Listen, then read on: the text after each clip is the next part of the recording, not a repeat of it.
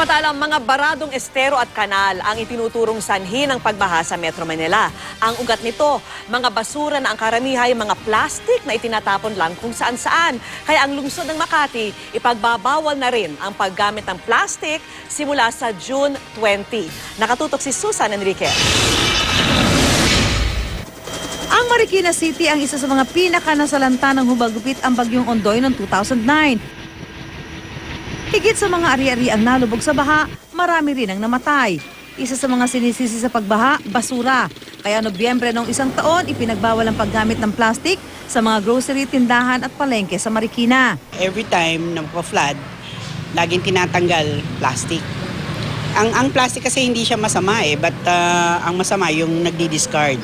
So yung gumagamit.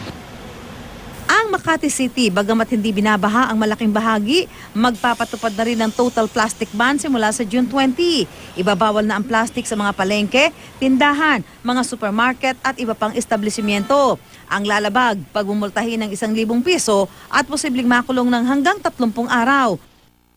Pangsyam na ang Makati sa 17 lungsod sa Metro Manila na may plastic ban. Ayon sa MMDA, 2 taon na raw nilang iminumungkahi ang hakbang na ito. Noong tumama raw ang habagat nitong nakaraang taon, tonet-toneladang basura kasama na ang plastik ang nakolekta ng MMDA sa Manila Bay.